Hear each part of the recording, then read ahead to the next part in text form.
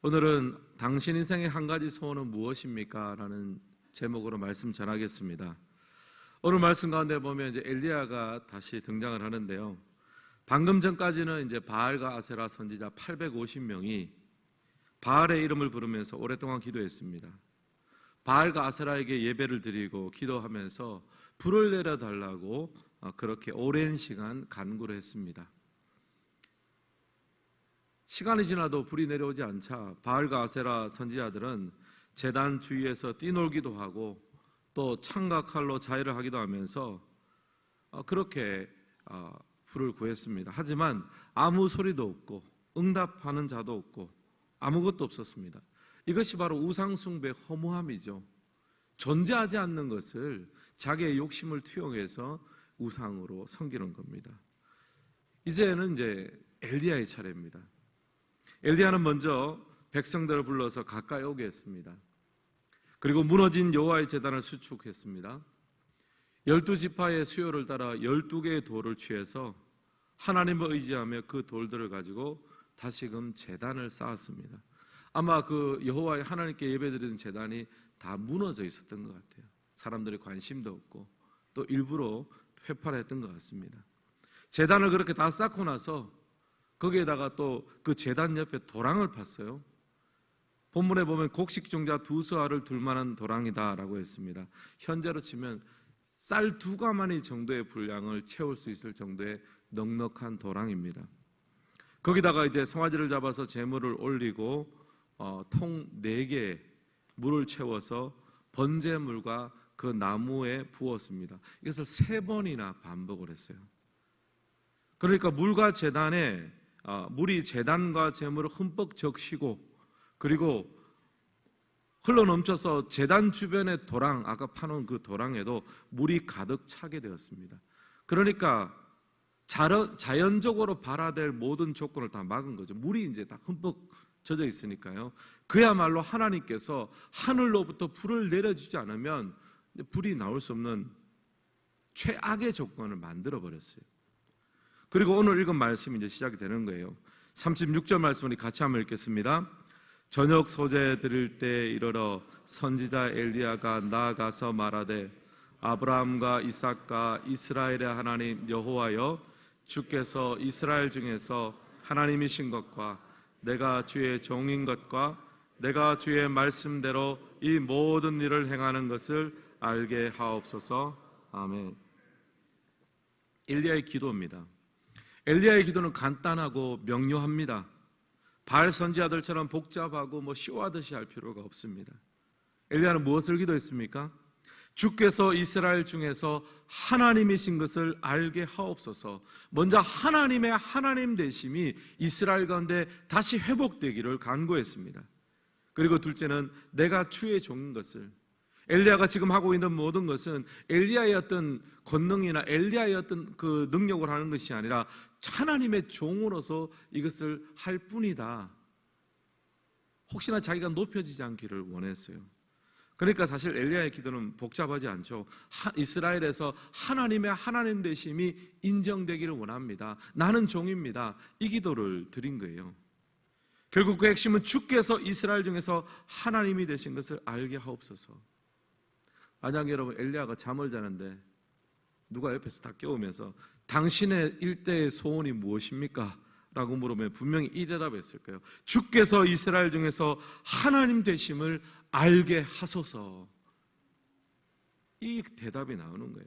여러분 엘리야가 그리 시냇가에서의 그 기다림의 시간, 사르밧 과부의 집에서의 그 정말 살리시는 하나님에 대한 훈련, 이 모든 시간을 버티게 했던 단 하나의 열망, 단 하나의 비전이 바로 이겁니다. 주께서 이스라엘 중에서 하나님인 것을 알게 하소서. 사랑하는 성도 여러분, 오늘을 살아가는 우리의 문제가 무엇입니까? 우리의 소원, 우리의 기도가 너무 복잡합니다. 물론 우리의 삶이 다양하기 때문에 우리의 기도도 다양하죠. 하지만 그 기도와 그 소원을 꿰뚫는 하나의 핵심이 없는 거예요. 우리의 삶과 우리의 어떤 중심과 우리의 기도를 꿰뚫는 단 하나의 소원, 단 하나의 가치, 단 하나의 어떤 비전이 없다면 우리의 기도와 소원은 중구난방이 되고 말 겁니다.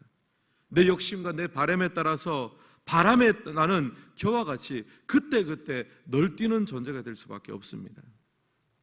김태호라는 작가가 진짜 꿈이라는 글을 쓴 것이 있습니다. 제가 한번 잠깐 읽어드리겠습니다. 중국어를 배우고 싶다고 하면서 10년째 중국어를 배우지 않는 사람은 중국어 배우기가 진짜 꿈이 아닙니다.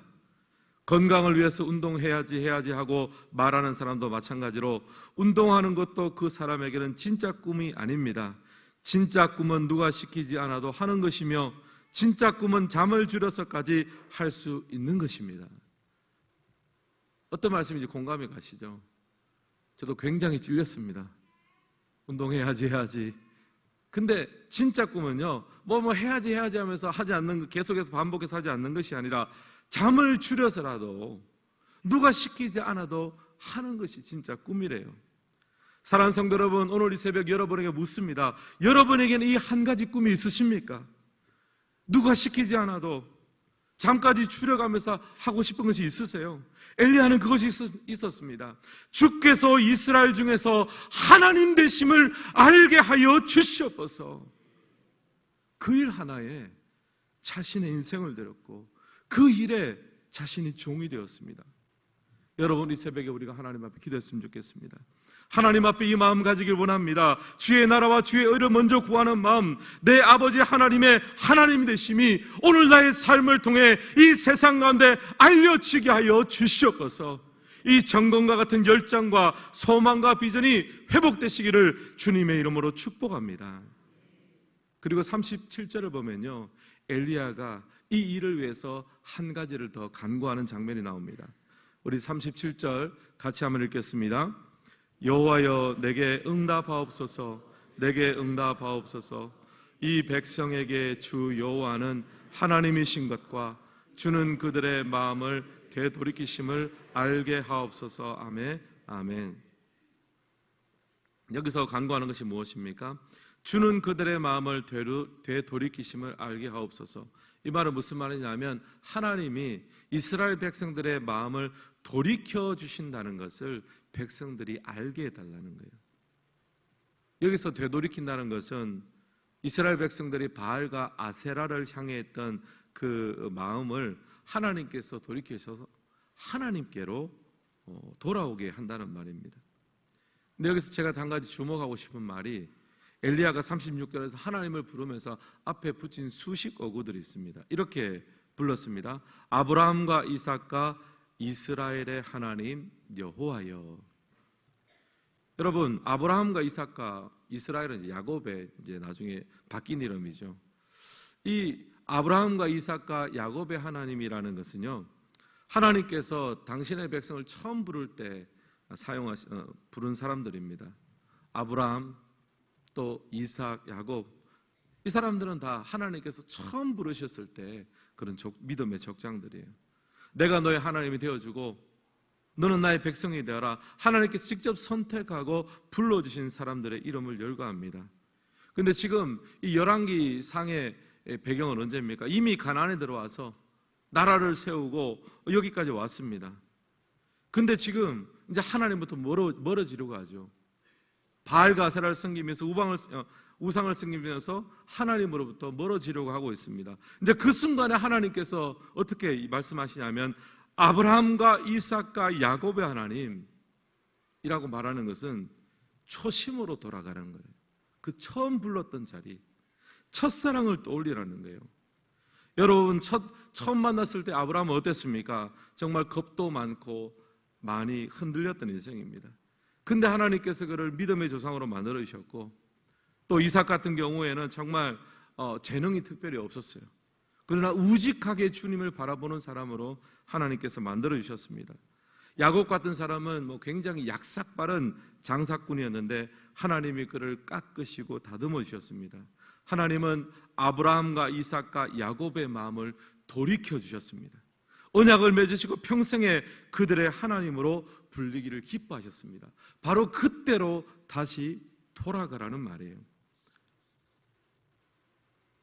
여러분, 우리가 이 세상에 존재하는 보석 중에 가장 비싼 보석이 다이아몬드 아닙니까? 다이아몬드 가격이 4가지에서 결정이 된대요. 뭐냐면 캐럿, 크기죠. 그리고 투명도, 컬러, 마지막이 컷이랍니다. 얼마나 잘 깎았느냐에. 근데 이 중에서 컷이 매우 중요하대요. 모두가 황홀해하고 영롱한 다이아몬드를 대가해 주는 것은 결국에는 커팅을 잘해야, 연마하고 연삭을 잘해야 된다고 합니다. 저는 성도의 삶도 마찬가지로 생각합니다. 연마와 세공을 통해서 다이아몬드에 숨겨진 빛이 나오듯이 고난과 시험과 연단을 통해서 하나님께서 우리에게 불순물과 불필요한 것들을 제거하시고 깎아내시고 다듬어 가십니다.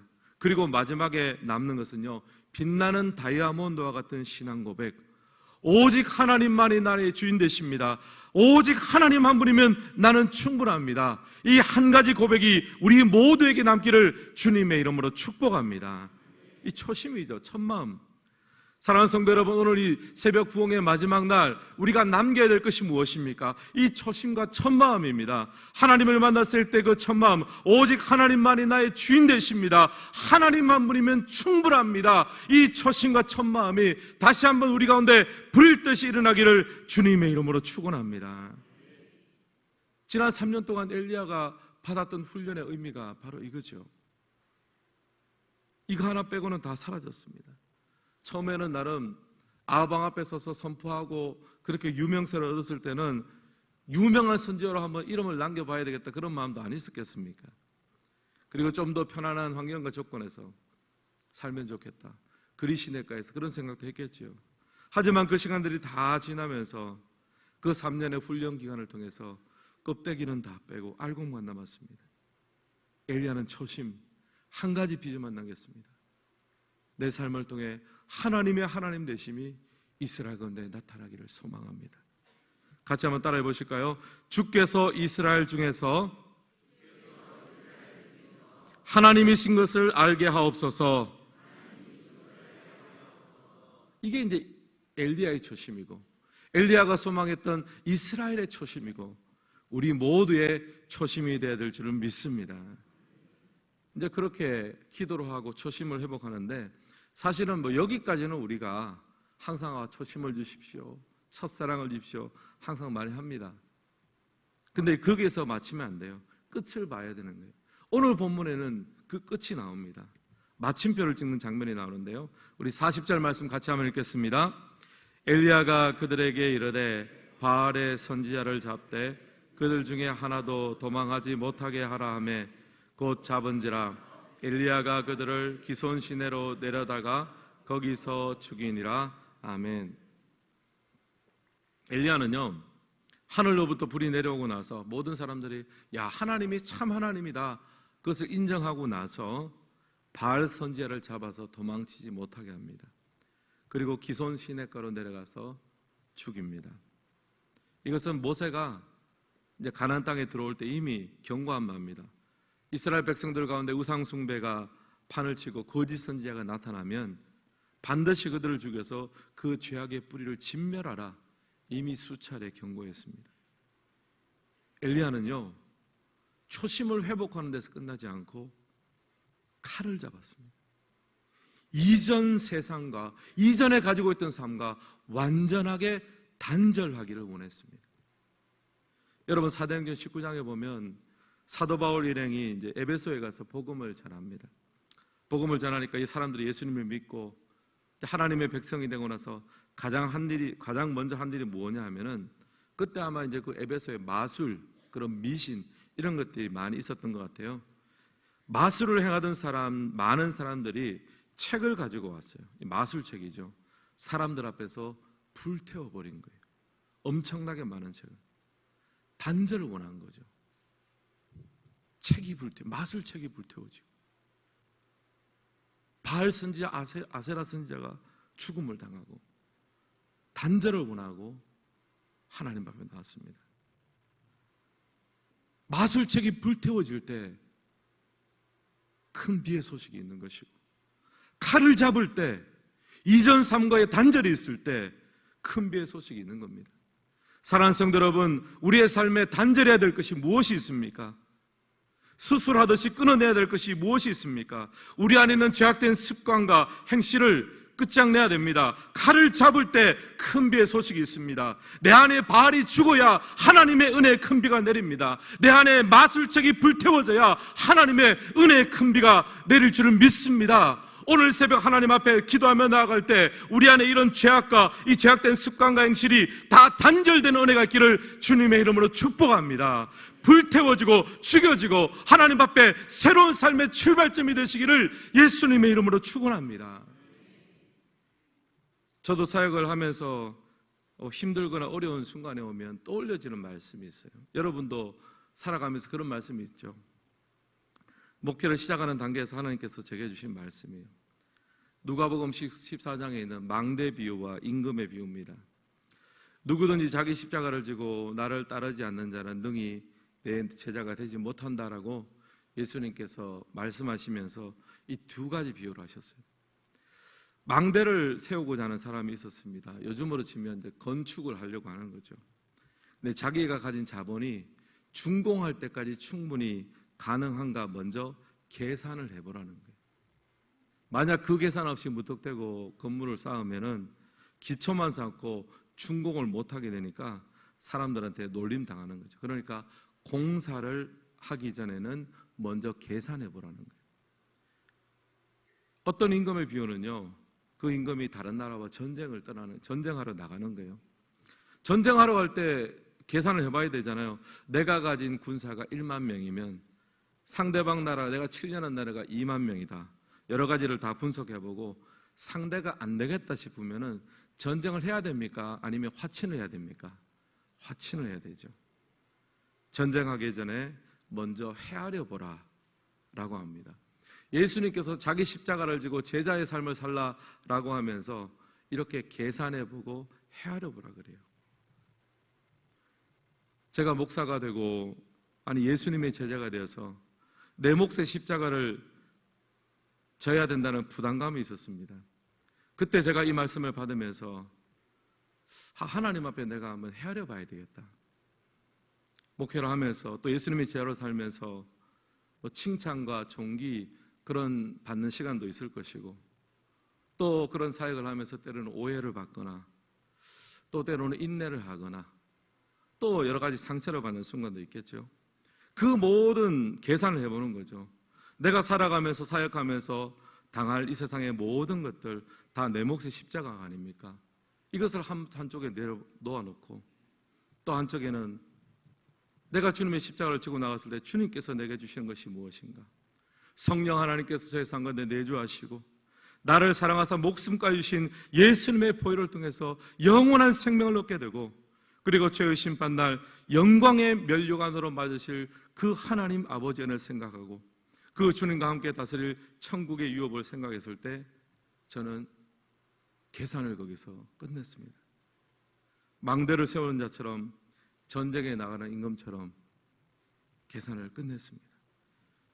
내 몫의 십자가보다 내가 얻는 영광이 월등히 크구나. 그때부터 어떤 사역을 하거나 제가 살아가면 개인적으로 어려운 일이 생기거나 또 교회를 섬기고 성도를 사랑하면서 때로는 오해받고 때로는 힘에 부치고 때로는 어려움이 있을 때마다 제가 하나님 앞에 이 말씀을 떠올리면 주님 말씀하세요. 너 이미 계산 끝냈잖아. 네가 지금 받는 이 아픔과 고통도 이미 그때 계산이 끝났고 네가 지는 그 십자가보다 비교할 수 없는 하늘의 영광이 너한테 있으니 이미 프리페이드 된 거예요.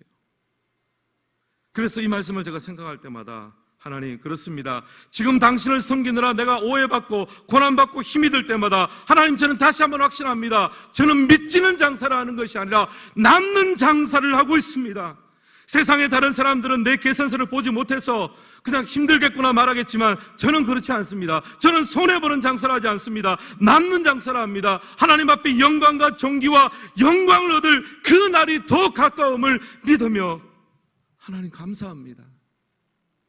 이것도 이미 제 계산 속에 포함됐고 이미 계산을 마쳤사오니 하나님 저는 계산을 마치고 이 영성을 찢어버렸습니다. 하나님 저는 칼을 잡았습니다. 모든 것을 끝냈습니다. 주님 제자도의 마음으로 주님 앞에 한 걸음 한 걸음 나아갈 뿐입니다.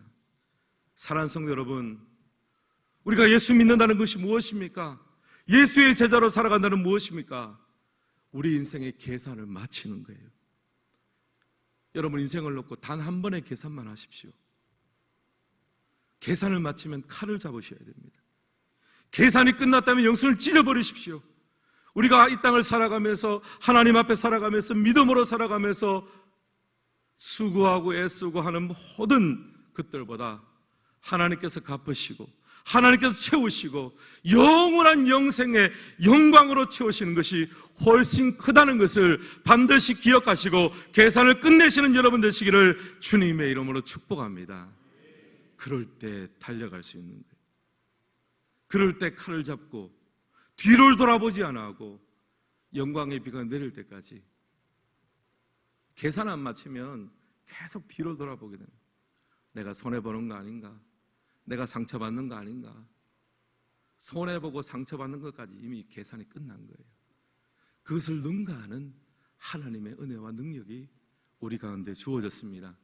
여러분이 특세를 마치면서 하나님 앞에 그 영적인 계산을 마치며 이제는 뒤를 돌아보지 아니하고 계산서를 찢어버리며 칼을 잡으며 내 안에 있는 모든 세상에 제약된 것을 뒤로 하며 하나님의 영광을 위해서 한 가지 소원을 위해서 주님 앞에 달려가며 그렇게 아름답게 쓰임받는 여러분 되시기를 주님의 이름으로 축복합니다. 하나님의 은혜 큰 소낙비가 내릴 때까지 믿음으로 진군하며 도전하며 기도의 자리를 지키는 우리 모든 성도님 되시기를 예수님의 이름으로 축복합니다.